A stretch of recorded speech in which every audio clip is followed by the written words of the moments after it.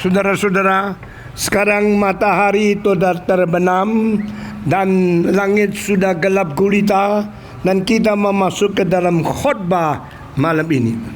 Malam ini saya akan berkhotbah tentang kuasa dari salib. Di dalam semua agama, di dalam semua organisasi, di dalam segala company di seluruh dunia, hanya di dalam gereja, di dalam kekristenan, ada satu tanda yang sangat tidak biasa di seluruh dunia ini, yang terbentuk hanya dengan dua garis. Satu garis yang malang melintang, yang satu garis yang dari atas sampai bawah. Saudara-saudara, yang mujur dan malang ini membentuk tanda silang, tanda salib, yaitu satu yang vertikal dan satu yang horizontal. Saudara-saudara, apakah artinya salib ini? Kenapakah salib ditaruh di atas gedung gereja, tempat yang paling tinggi? Kenapakah salib ditaruh di belakang mimbar, tembok yang besar? Kenapa salib ditaruh di dalam panggung? Apakah arti daripada salib ini? Saudara-saudara, sebenarnya salib ini adalah sesuatu cara untuk membunuh manusia yang paling biadab, yang paling kejam, yang paling kejam dan paling bengis di dalam sejarah. Tidak ada semacam bangsa yang menemukan cara menyalibkan manusia seperti zaman kerajaan Romawi. Orang kerajaan Romawi mempunyai kekejaman yang sangat terkenal di dalam sejarah. Sebelumnya kerajaan Romawi ada kerajaan Babilonia, ada kerajaan Persia, ada kerajaan Mesir, ada kerajaan Tiongkok, ada kerajaan di India, dan ada kerajaan Meksiko, Aztec, Maya, dan kerajaan di Peru. Semua ini tempat yang dulu-dulu beribu-ribu tahun, pada waktu manusia melanggar hukum, manusia ditangkap, manusia dibunuh karena melanggar hukum. Tetapi tidak pernah ada cara hukuman mati yang lebih kejam daripada memaku manusia di atas kayu salib. Orang Romawi tidak mungkin dia rela atau mereka memaku orang Romawi ke atas kayu salib. Orang Romawi, mereka hanya menyalibkan bangsa-bangsa lain yang bukan Romawi ke atas kayu salib. Saudara-saudara, karena mereka melihat bangsa yang lain lebih rendah dari bangsa mereka sendiri, maka mereka berani memaku bangsa lain ke atas kayu salib, tetapi tidak memaku orang Romawi ke atas kayu salib. Pada waktu orang ditangkap dan dijatuhkan hukuman mati, mereka memvoniskan dipaku di atas kayu salib, maka mereka harus membawa orang ini pergi ke satu gudang untuk memikul salib yang berat yang terbentuk dari kayu yang malang dan mujur itu, dipikul dan menuju ke tempat di mana mereka dipakukan. Pada waktu mereka mendaki bukit seperti Jojota dan tempat-tempat yang lain, maka banyak orang yang tidak mengetahui apa yang terjadi. Mereka tertarik untuk melihat apakah yang akan dialami oleh manusia yang dihukum mati ini. Pada waktu mereka datang ke tempat hukuman itu, maka orang itu berdiri di pinggir dan salib itu dijatuhkan di atas tanah. Sesudah itu mereka memukul orang-orang yang akan disalib dan disuruh baring di atas. Sesudah itu mereka membawa paku yang panjangnya bersenti-senti dan palu yang berat sekali untuk membawa kedua tangan, kedua kaki dipaku di atas kayu itu. Sesudah kedua tangan dan kedua kaki itu dipaku, maka mereka mentinggikan salib itu dan mentanjapkan ke dalam lubang yang sudah disediakan.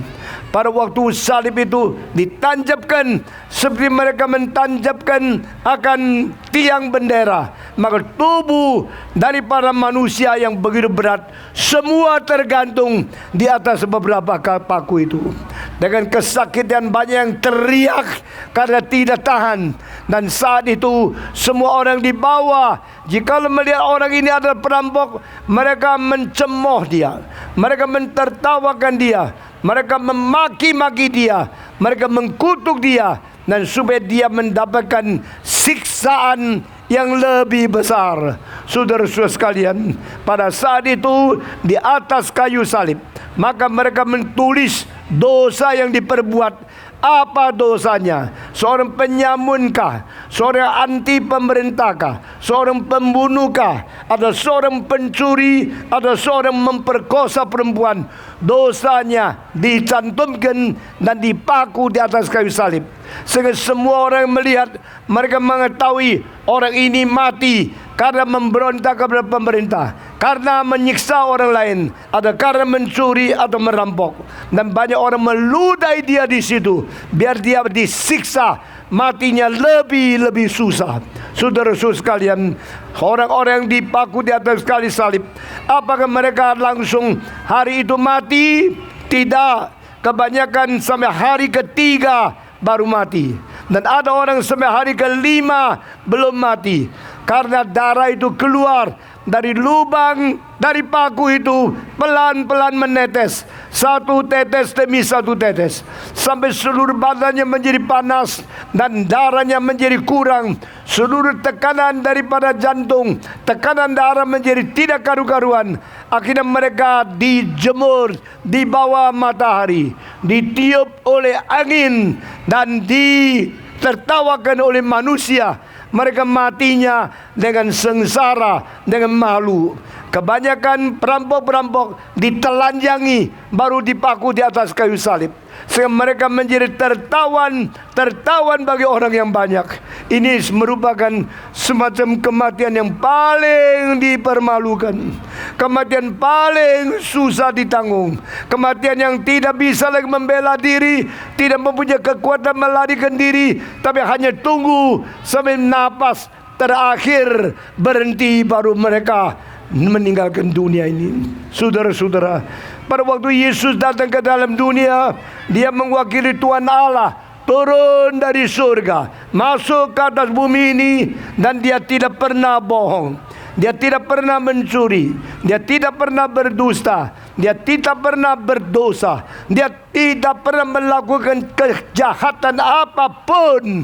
Lalu saya mau tanya, mengapakah Yesus disalibkan?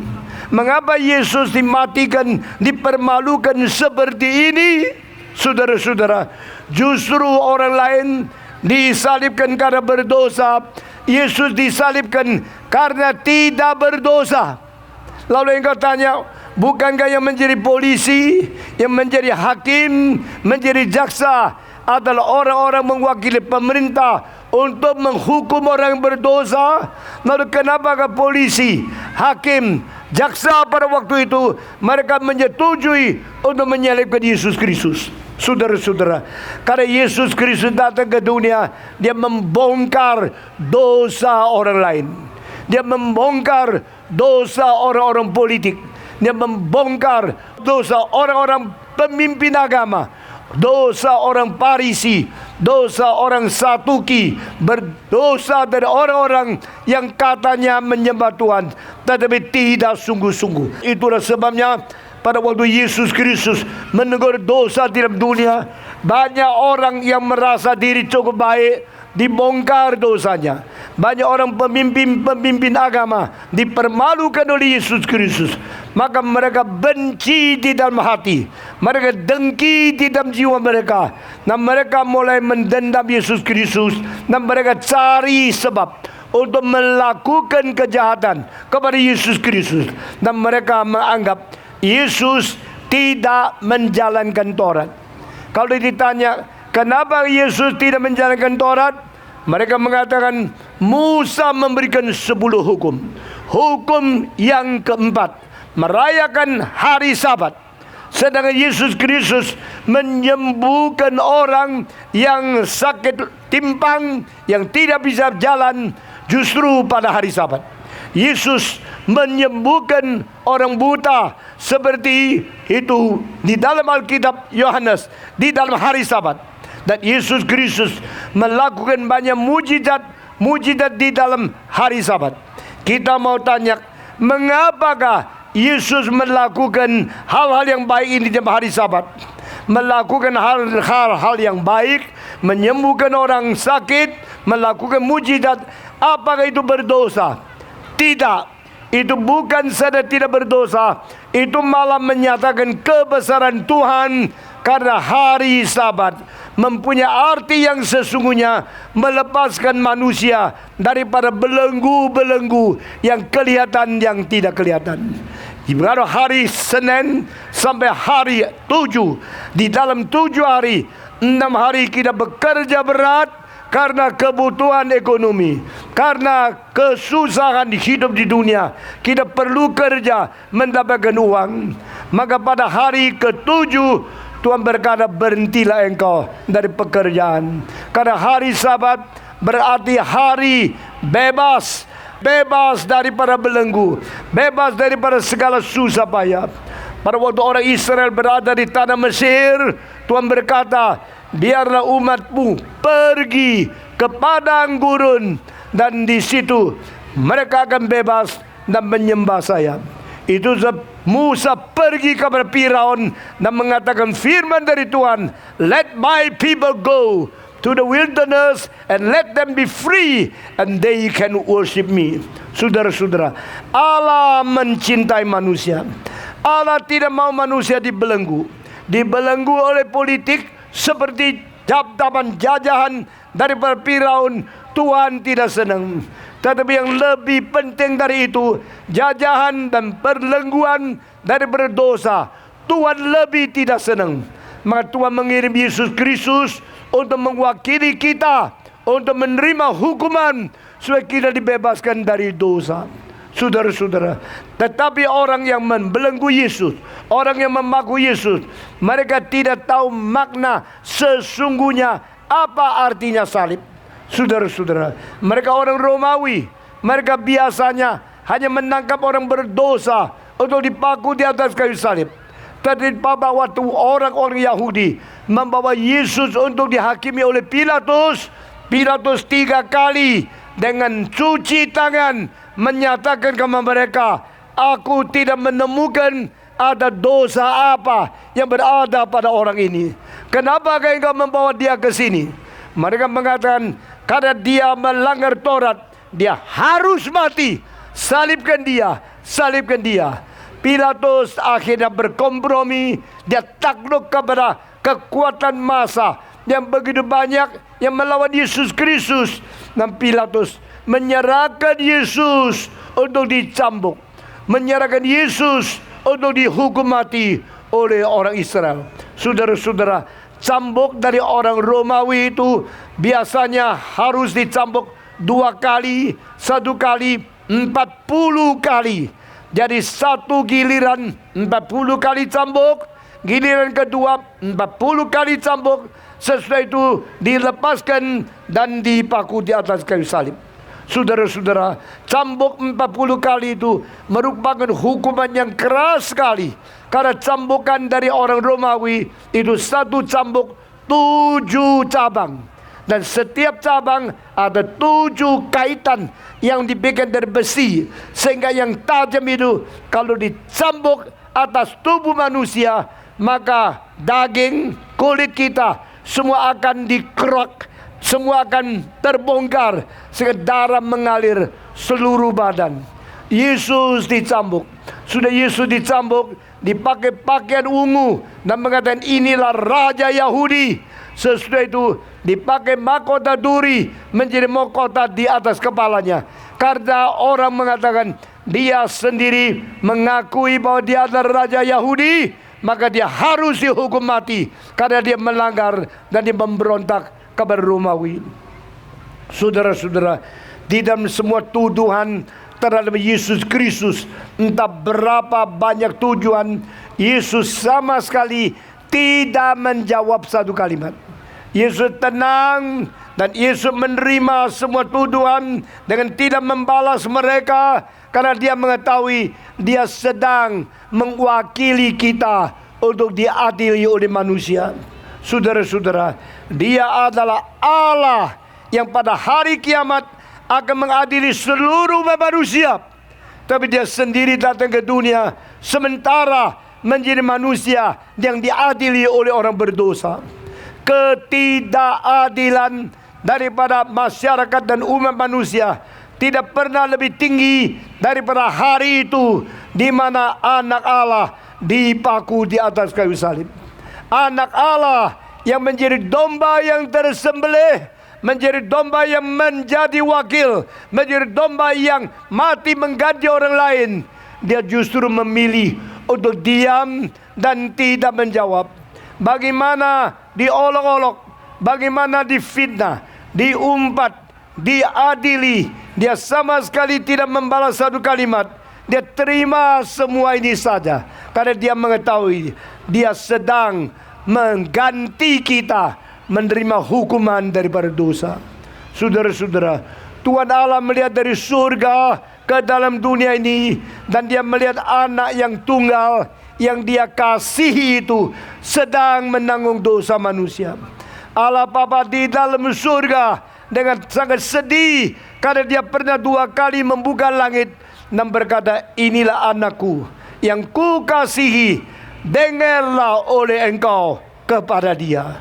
Pada waktu Yesus dibaptiskan, langit buka, Allah Bapa bersaksi, inilah anakku yang ku kasihi.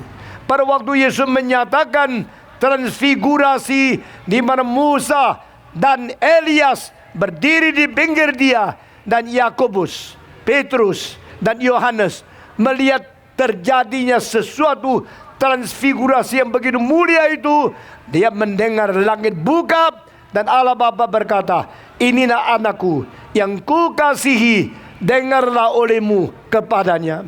Saudara-saudara, pada saat Yesus dipaku di atas kayu salib, Allah Bapa mestinya membuka langit dan berkata sekali lagi, inilah anakku yang kukasihi, dengarlah kepadanya.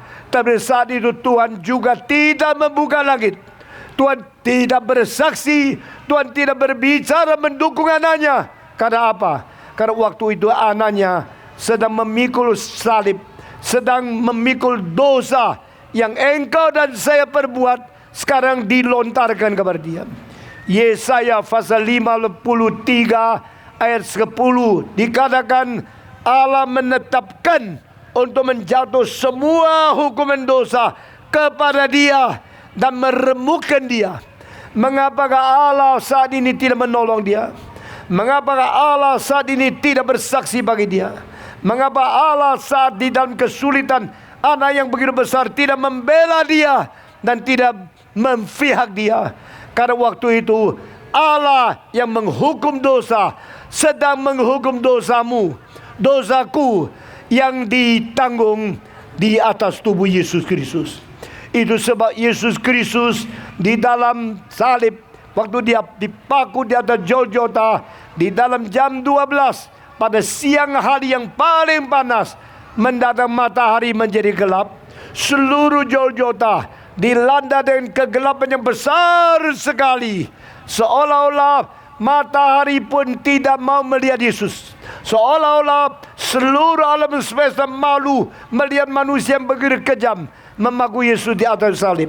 Dan saat itu di tengah-tengah sunyi, di tengah kegelapan, terdengar suara yang memecahkan kesunyian itu dari Yesus Kristus yang berteriak, my God, why hast thou forsaken me? Allahku, Allahku, mengapa engkau meninggalkan aku? Yesus di atas kayu salib telah membicarakan 7 kalimat. Dari kalimat pertama, Bapa ampunilah mereka. Kalimat kedua, menjanjikan perampok, hari ini engkau bersama dengan saya di dalam Firdaus. Kalimat ketiga, memberikan ibunya Maria kepada Yohanes dan menyatakan, Yohanes, henggarlah, lihatlah ibumu, dan diterimanya ke dalam rumahnya. Kalimat keempat, di antara 7 kalimat yang di tengah-tengah ini, ada kalimat yang paling mengerikan. Yesus berkata, Allahku, Allahku, mengapa meninggalkan aku? Yesus mengatakan, genaplah, saya sudah menyelesaikan keselamatan. Saya sudah menyelesaikan mengganti dosa manusia. Saya sudah genap untuk menjalankan Taurat. Dan saya sudah membuka jalan yang baru bagi manusia kembali kepada Allah. Saya sudah memberikan kemungkinan Allah menampung semua yang percaya kepada saya. Dia sudah menyempurnakan rencana keselamatan yang disiapkan oleh Tuhan Allah. Maka dia mengatakan, genaplah. Yesus menyatakan, aku haus. Dan mereka memberikan sesuatu gabus yang dicelup di dalam cuka, dan keadaan yang bisa membius itu ditaruh di mulutnya. Yesus merasakan itu, tapi Yesus tidak mau minum. Kenapa Yesus tidak mau minum? Jikalau Yesus minum, dia akan kekurangan sakit. Seperti obat bius yang memberikan kesadaran dia menjadi lebih tertidur, lebih tidak sadar, sehingga dia boleh mengalami keadaan lebih enak, tidak terlalu sakit. Tetapi Yesus Kristus setelah merasakan cuka itu, menyatakan seperti berkata, terima kasih atas kebaikan hatimu. Saya sangat berterima kasih. Saya tahu. Tetapi setelah itu, dia tidak mau minum cuka itu. Karena dia tidak mau dibius. Dia mau menerima sakit sengsara sepenuhnya, ditanggung 100% untuk mengganti engkau dan saya. Tidak ada cinta lebih besar daripada kematian yang rela begitu disiksa. Tidak ada penggantian yang lebih besar daripada penderitaan yang begitu sulit yang diterima Tuhan Yesus 100%. Saudara-saudara, Yesus mengganti engkau, mengganti saya. Yesus memikul salib dan di Georgia disalibkan di situ. Dia dicambuk, dia dipaku, dia dikutuk, dia diolok-olok, dia difitnah, dan dia menerima semuanya 100%. Saudara-saudara, maka Allah Bapa yang berada di surga melihat anaknya yang tunggal, yang dikasihi ini sekarang secara begitu dipermalukan, dipaku di atas kayu salib. Tuhan Allah menerima barang siapa yang datang kepada Yesus Kristus dan mengaku dosa di hadapan Dia. Kalimat ketujuh, Yesus berkata, "Ya Bapa, aku serahkan jiwaku ke dalam tangan-Mu." Dan waktu itu jam 3 sore. Dari jam 9 dipaku. Selama 6 jam dia menanggung dosa kita. Dia menderita begitu susah. Nah akhirnya dia mentundukkan kepala dan melepaskan napas yang terakhir. Saudara-saudara, inilah salib. Salib orang lain kadang-kadang 3 hari baru mati. Kenapa Yesus 6 jam mati? Karena penderitaan dia lebih berat dari orang lain. Pukulan yang dia terima lebih daripada orang lain.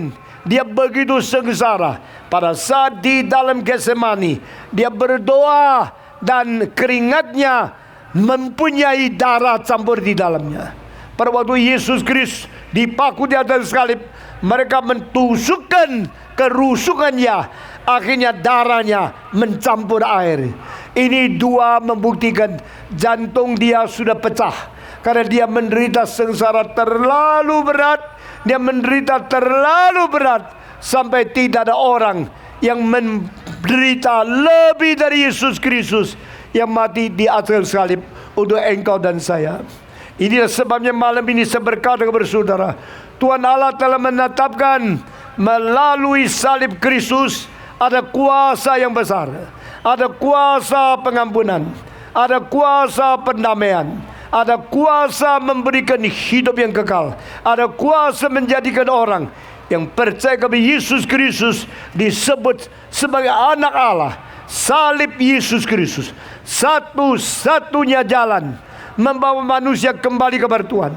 Sebagaimana pada waktu dia berteriak, Allahku, Allahku, mengapa engkau meninggalkan aku? Saat yang sama itu juga siang-siang jam 12 di bait Allah terjadi satu mujizat. Tirai yang berada di tengah-tengah tempat suci dan tempat maha suci terpecah menjadi dua dari atas sampai bawah. Saudara-saudara, berapa besarkah tirai itu? Banyak orang baca Alkitab tidak mengerti. Banyak orang tidak mempelajari latar belakang daripada kitab suci, latar belakang daripada bait Allah. Mereka tidak mengerti dan tidak bisa membayangkan berapa besar tirai itu dari atas sampai bawah. Mungkin lebih daripada belasan meter. Saudara-saudara, beratnya ratusan kilo. Perlu 300 orang baru kuat untuk memasang tirai yang besar itu di atas tempat yang tinggi, memisahkan tempat suci dan tempat maha suci. Tirai yang begitu besar, begitu berat, begitu tinggi. Siapakah yang kuat merobeknya? Jikalau saya mau merobek kertas ini, saya mempunyai kekuatan lebih. Tapi kalau saya mau merobek yang plastik ini, bagaimanapun saya tidak kuat. Apalagi tirai yang begitu tinggi, yang begitu luas, yang begitu berat, yang memerlukan 300 orang baru bisa memasangnya di dalam bait Allah. Siapa yang bisa merobek tirai itu dari atas sampai bawah menjadi dua belah? Saudara-saudara, ini robek ini kekuatannya bukan dari manusia, dari Tuhan Allah sendiri. Mengapakah Allah merobek tirai itu? Karena Allah mau kasih tahu sama kita, sudah kita boleh masuk ke dalam tempat maha suci. Tempat maha suci adalah tempat Tuhan Allah sendiri.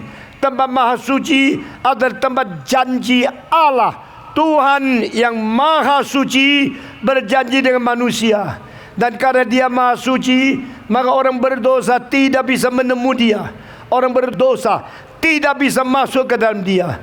hanya imam besar 1 tahun 1 kali, yaitu setiap tahun bulan 7 tanggal 10, imam besar, 1 orang mewakili seluruh umat Israel datang menghadapi Tuhan Allah. Saudara-saudara sekalian, orang ini mewakili seluruh umat Israel, membawa darah dari domba, dipercik ke atas tirai, lalu dia buka tirai itu, dia masuk ke dalam menghadapi Tuhan, minta pengampunan bagi seluruh rakyat. Di dalam Alkitab kita melihat Yesus Kristus adalah imam besar yang naik ke surga, yang buka tirai, yang mencari jalan, menjadikan jalan yang hidup yang baru, mengganti kita masing-masing. Melalui tirai dia masuk. Tirai itu adalah tubuhnya yang dipecahkan di atas kayu salib. Pada waktu Yesus dipaku di atas kayu salib, tubuhnya pecah, darahnya mengalir, dan pengampunan dosa diberikan oleh Tuhan. Yesus dipecahkan tubuhnya, Yesus mengalirkan darahnya. Ini dilambangkan di atas kayu salib, dan juga sudah dijanjikan oleh Yesus Kristus. 1 malam sebelum dia dijual, 1 malam dia sebelum dipaku di atas kayu salib, dia membawa roti dan berkata, aku memecahkan roti ini karena ini adalah tubuhku yang ku pecahkan bagimu. Lalu dia mengangkat cawan dan berkata, ini adalah darahku yang kualirkan bagimu. Lakukankah ini senantiasa demi mengingat aku. Tubuh yang dipecahkan dilambangkan oleh roti yang dipecahkan oleh Yesus Kristus. Darah yang dialirkan dilambangkan oleh itu cawan yang harus diminum oleh orang Kristen. Engkau lakukan senantiasa ini untuk ingat aku yang mati bagimu. Saudara-saudara, ini semua dalam kitab suci memberitakan kepada satu hal kepada kita, waktu kematian Yesus Kristus di atas salib telah menjadi satu kekuatan Allah untuk menyelamatkan umat manusia. Itu sebab Yesus yang mati di atas kayu salib pada berkata di dalam Yohanes pasal 10, akulah yang telah menyatakan nyawaku atas inisiatifku sendiri. Aku sendiri yang telah membuang hidupku. Aku sendiri yang telah menyerahkan hidupku. Jikalau aku mempunyai hak untuk menyerahkan nyawaku, aku juga mempunyai hak untuk menerima nyawaku kembali. Itu sebab hari ketiga setelah Yesus dipaku di atas kayu salib, Tuhan berkata di dalam kitab suci, dia bangkit pula dari antara orang mati. Dia tidak lagi mati karena dia tidak bisa dibelenggu di dalam tempat maut, dan Tuhan tidak membiarkan tubuhnya mengalami kerusakan. Dia bangkit pula menjadi Tuhan yang hidup untuk selama-lamanya, menjadi Raja Gereja, menjadi Tuhan hidup engkau dan hidup saya. Saya segera akan memberhentikan khotbah saya di dalam beberapa menit kemudian. Saya mau tanya kepada saudara, engkau sudah sering melihat tanda salib? Engkau sering di gereja memandang salib yang dibikin dari kayu? Engkau sering kadang-kadang menggantung tanda salib di dalam kalungmu? Tapi saya mau tanya, mengertikah engkau dengan sesungguhnya apa artinya salib? Mengertikah engkau dengan sesungguhnya Kristus mati di atas kayu salib mengganti dosamu dan dosaku, dan dia menerima hukuman dari surga. Dia menerima kemarahan dari Tuhan Allah supaya kita tidak lagi dimarahi oleh Tuhan, supaya kita tidak lagi dihukum oleh Tuhan, karena dia melepaskan kita dari kutukan Taurat. Dia melepaskan kita dari kemarahan ilahi. Dia melepaskan kita daripada kita hutang keadilan kepada Tuhan Allah. Kita bersyukur kepada Tuhan. Adanya juru selamat seperti ini, maka orang Kristen mengalami pendamaian dengan Tuhan. Orang Kristen mengalami pengampunan dosa dari Tuhan, dan orang Kristen mengalami diterima oleh Tuhan di dalam hidup yang kekal. Saudara-saudara, tidak ada agama yang ada salib. Tidak ada pendiri agama yang mati mengganti umatnya. Tetapi Yesus Kristus mati untuk setiap orang yang percaya kepada Dia, baik dari bangsa apa, suku apa, negara apa, bangsa dan bahasa apa. Di dalam kitab Wahyu yang terakhir, kitab suci, pasal ke-5 ayat 8, dikatakan dengan darah Dia sendiri, Dia telah membelikan umatnya dari segala bangsa, segala negara, segala bahasa, segala sudut, dan diserahkan kembali kepada Bapa. Saudara tahu tidak, engkau dan saya adalah harta Tuhan, adalah warisan Tuhan, adalah milik Tuhan yang dibeli dengan darahnya sendiri dan diserahkan kepada Allah. Hari ini kita menjadi kaum milik Tuhan, menjadi orang-orang diperkenan oleh Tuhan, diterima oleh Tuhan, dimiliki oleh Tuhan sampai selama-lamanya. Karena bayar harga yang tunai dan yang berat itu sudah dibayarkan oleh Yesus Kristus. Karena Yesus Kristus sudah mati bagi kita, sudah mengalirkan darah bagi kita, sudah menebus kita keluar dari tangan iblis dan kembalikan kita kepada Allah Bapa. Maukah kita mengikut Tuhan dengan setia, saudara-saudara? Maukah kita sampai mati setia taat kepada Tuhan? Mau kita memelihara iman yang sejati, jangan mundur, jangan bangkang, jangan kompromi, dan jangan menghujat atau memberontak kepada Tuhan. Jikalau kita mau sungguh-sungguh menjadi orang Kristen yang taat kepada Tuhan, yang mengikuti perjalanan betul-betul menyesuai dengan pimpinan Roh Kudus, kita menjadi orang Kristen yang baik, memuliakan Tuhan di dalam dunia. Biarlah hari ini kita akan bersaksi di hadapan Dia, kita akan berjanji di hadapan Dia. Sekarang saya akan memberikan satu tantangan kepada saudara-saudara semua yang berada di sini. Siapa yang berkata, Tuhan, saya bersyukur kepadamu, malam ini saya sudah mendengarkan kesaksian yang begitu indah, dan saya sudah menyadari cinta Tuhan yang begitu besar, dan saya sudah mendengarkan khotbah yang begitu penting. Kristus mati di atas kayu salib bagiku. Kristus mengalahkan setan bagiku. Kristus bangkit pula dari antara orang mati bagiku. Kalau Dia ada Tuhan yang mati bagi saya, yang bangkit bagi saya mau hidup bagi Tuhan, saya mau mati bagi Tuhan. Maukah saudara hidup mati untuk Tuhan Yesus? Maukah engkau seumur hidup mengikut Dia? Maukah engkau setia bersaksi bagi Kristus sampai kita ketemu dengan Dia? Siapa yang berkata, Tuhan, saya mau menjadi orang yang sungguh-sungguh setia kepadamu sampai mati, angkat tangan di hadapan Tuhan. Mari kita janji kepada Tuhan yang mencintai kita. Siapa lagi berkata, saya juga?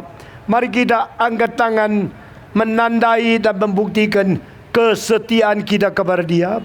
Semua yang berkata saya mau, dengan jujur dan dengan sungguh-sungguh, karena Tuhan sedang melihat dari surga tangan kita yang diangkat di hadapan Yesus Kristus. Saudara-saudara, semua yang sudah angkat tangan, engkau berkata saya sungguh-sungguh mau mengikut Tuhan. Mari kita berdiri dengan angkat tangan, kita berjanji kepada Tuhan. Kita semua tunduk kepala di hadapan Tuhan. Saya minta Pendeta Romi dan Pendeta Antonius, dua orang naik untuk berdoa bagi kita sebelum saya menutup doa. Semua angkat tangan dan kita berdoa. Pendeta Romi masuk dari Filipina dan Pendeta Anton dari Jakarta akan memimpin kita di dalam doa. Mari kita berdoa bersama-sama. Ya Tuhan, pada malam hari ini kami berterima kasih karena Engkau hadir di tengah-tengah umat-Mu yang berbakti ini. Kami berterima kasih ya Tuhan, karena yang bersuara bukan manusia, tetapi khususnya Engkau memakai hamba-Mu yang berbicara kepada umat manusia pada malam hari ini. Kami juga berterima kasih ya Tuhan karena ada kesempatan yang Engkau berikan bagi umat manusia untuk meresponi anugerah Tuhan. Dan biarlah pada waktu manusia mendengarnya, jangan mengeraskan hatinya. Sungguh-sungguh menerima, sungguh-sungguh menaati apa yang Tuhan kehendaki. Dan kami percaya Tuhan Engkaulah merubah kota ini, tempat ini, ya Bapa, demi kemuliaan Tuhan, supaya umat manusia mengenal Tuhan sebagai satu-satu juru selamat. Tidak ada hal yang lain, ya Tuhan, karena anugerah yang terbesar yang Engkau berikan itu adalah anugerah Tuhan Yesus Kristus yang mati bagi umat manusia. Terima kasih ya Bapa atas berkat yang Engkau beri. Kami berdoa dan bersyukur dalam nama Tuhan kami Yesus Kristus. Amin. Pendeta Anton akan pimpin kita di dalam doa. Kami mengucap syukur ya Tuhan, Engkau memberi kekuatan kepada hamba-Mu pada malam hari ini boleh meninggikan nama Tuhan Yesus, Tuhan dan Juru Selamat kami. Kami bersyukur ya Tuhan karena salib Tuhan Yesus, di mana Tuhan Yesus boleh dipakai menanggung dosa kami, boleh diberi dan ditinggikan malam hari ini. Kami berdoa ya Tuhan supaya kuasa salib Kristus boleh merubah hidup kami. Dan biarlah seumur hidup kami ya Tuhan, ajarlah kami menghargai pengorbanan Tuhan Yesus yang sudah rela berkorban bagi kami. Dalam nama Tuhan Yesus kami berdoa. Amin. Bapa di dalam surga, terimalah janji kami. Lihatlah tangan kami yang diangkat. Dan kami berkata sekali lagi kepadamu, kami akan menolak dosa. Kami akan menolak perzinahan. Kami akan menolak tamak. Menolak akan narkoba, menolak segala macam kejahatan, menolak pikiran yang tidak bersih di dalam hati kami masing-masing. Dan kami berjanji setia mengikut Tuhan, sampai mati mengikut Tuhan, sungguh-sungguh mengikut Tuhan, dengan rela hati mengikut Tuhan, sampai Yesus Kristus datang kembali. Terimalah doa kami, terimalah janji kami. Semua ikut saya. Tuhan Yesus, terimalah janji saya, peliharalah hati saya, sampai mati setia kepadamu. Dalam nama Yesus Kristus, saya berdoa dan berjanji. Amin.